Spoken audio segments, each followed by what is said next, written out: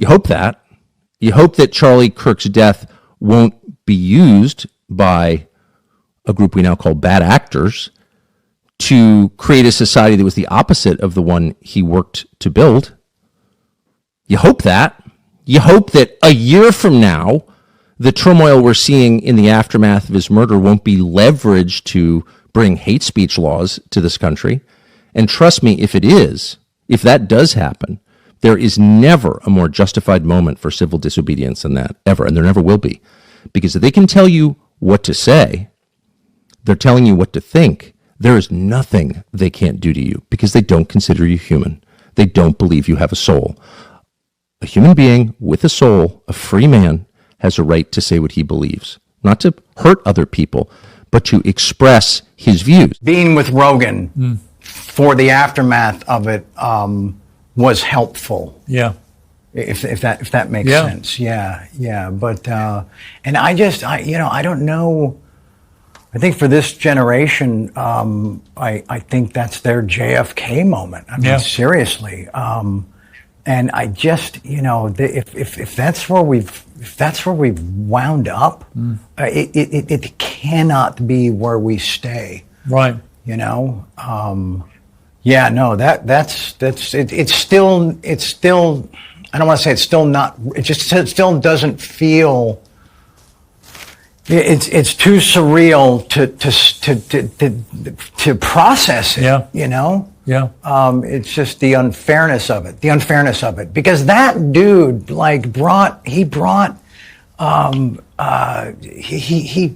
he didn't demean people. He didn't ridicule people. He didn't belittle or embarrass or gotcha. He showed up, as prepared as you could have been, as passionate as you could have been, and just asked people to just have an open debate. Just, okay, here's what I believe and here's why. And let's hear your side of it. You know what I'm saying? Yeah. And that it turned into that is just, that just can't be,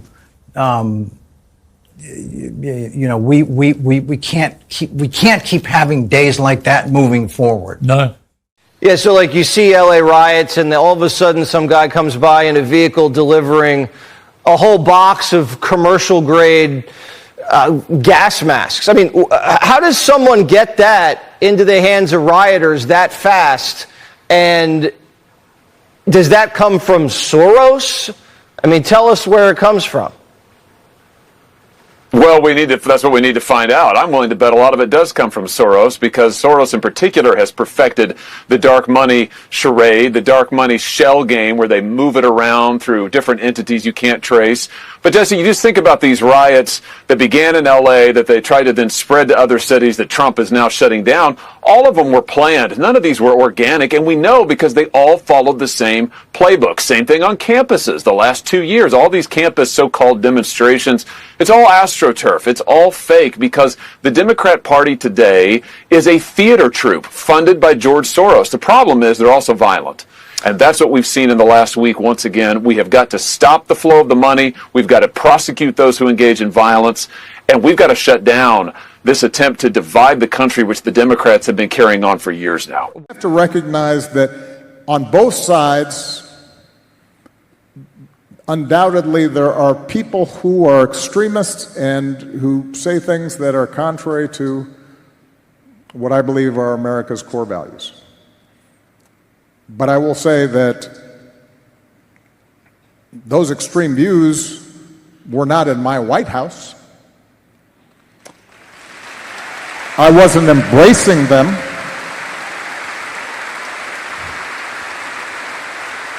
I wasn't empowering them. I wasn't putting the weight of the United States government behind extremist views. And that is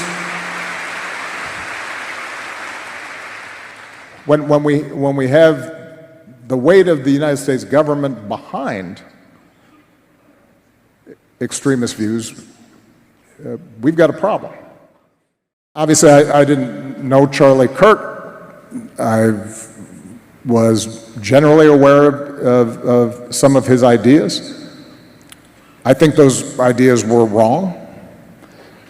But that doesn't negate the fact that what happened was a tragedy and that I mourn for him and his family. He's a young man with 2 small children and a wife who obviously, and a huge number of friends and supporters who cared about him. And so we have to extend grace to people during their period of mourning and shock.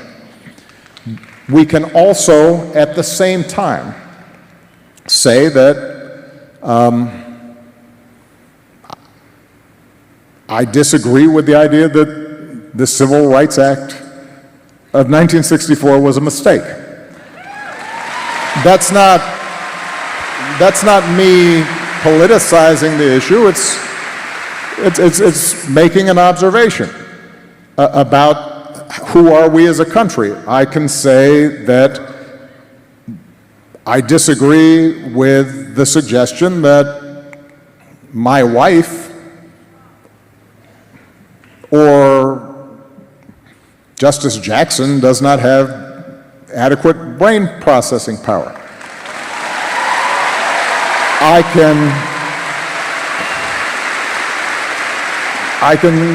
can say that I disagree that Martin Luther King was awful. I can disagree with some of the broader suggestions of that liberals and Democrats are promoting a conspiracy to displace whites and replace them by ushering in illegal immigrants. Those are all topics that we have to be able to discuss honestly and forthrightly, while we still insist that in that process of debate, we respect other people's right to say things that we profoundly disagree with. That's how we should approach it. Just last week, a great American, Charlie Kirk, was heinously assassinated for speaking his mind. He was a great young man, incredible future. Some people said he might be president someday. I told him, I said, Charlie, I think you have a good shot someday at being president. And he just wanted to take care of youth. He loved youth. I've never seen anybody relate to youth like Charlie, and they related to him, and they're devastated. But I appreciate the many British citizens who have offered their condolences. And again, Charlie was a great person. We'll be going out to a service on Sunday. I'll be leaving with some of the people in this room just to celebrate Charlie and all that he's done. So incredible. Never seen anything like it.